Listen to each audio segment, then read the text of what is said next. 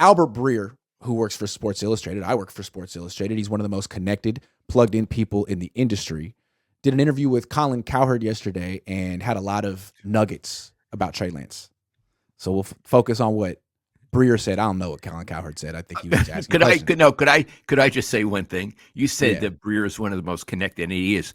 I really admire Breer, and I think he represents Sports Illustrated beautifully, as do you. As far as Cowherd being connected, have you ever?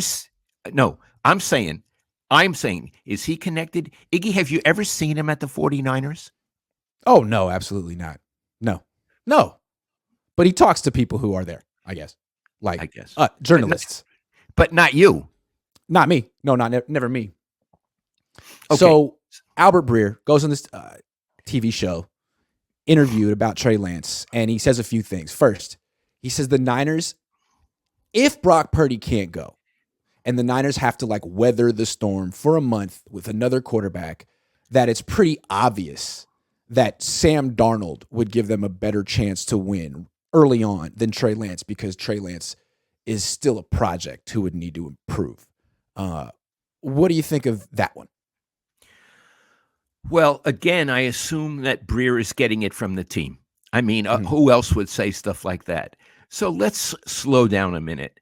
I agree that Lance is still a project because they never developed him correctly. It's not his fault, but I agree he's still a project. But here's the thing. So is Darnold. Yeah. He's still a project. What the hell has he ever proved? I mean, here's the thing. With Lance, you give him an incomplete grade because he's been hurt and he hasn't played. Right. With Darnold, you give him an F. Yeah. He gets an F. Yeah. Right? No one wanted him. The Niners took him out of the graveyard. So he gives him a better chance to win? In what sense? Yeah. That's what I don't understand. People act like, well, Darnold's more experienced than Trey Lance, so that means that he gives the Niners a better chance to win. Sam Darnold's experience is getting his butt kicked forever. Sam Darnold's experience is getting a starting job, losing it, having a team lose confidence in him, having him lose confidence in himself. Sam Darnold's experience is seeing ghosts on the field. It's all bad experience that he has to unlearn, unexperience. I don't know how you do that.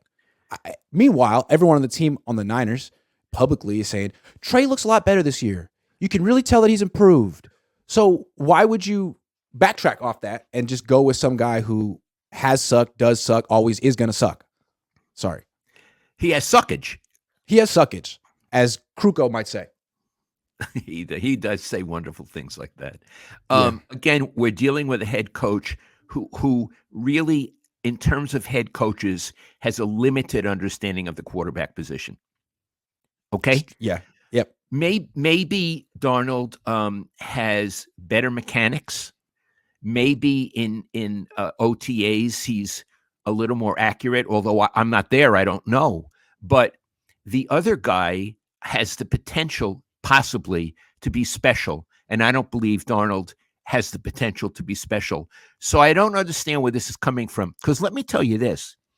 I feel, and our friend Bo, who writes to us, and suggested that if Purdy isn't ready, and if it's Lance who starts, he might do so well, he might take the job.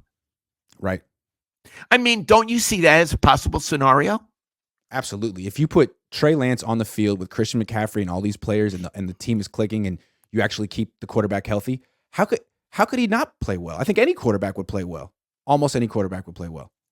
And in that situation, I think he'd play better than Sam Darnold. I think he would too. He has more to offer. He has much more to offer, and he doesn't have all those years of failure that he has to wash off. I think the issue with Darnold is a lack of self-belief and confidence, and I don't know that you can necessarily change that with someone immediately. I don't know if Kyle can. Also, with all of his mechanical good stuff, he makes stupid plays. He turns the ball over all the time.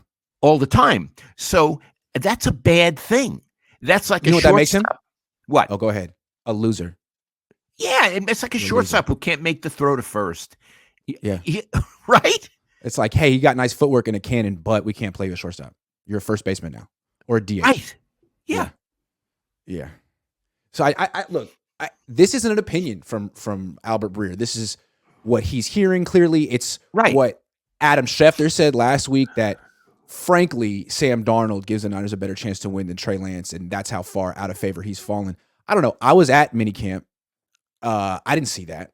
Now, you could say it was close, and the fact that Trey hasn't separated himself from Darnold isn't a good sign for Trey, but it's just practice.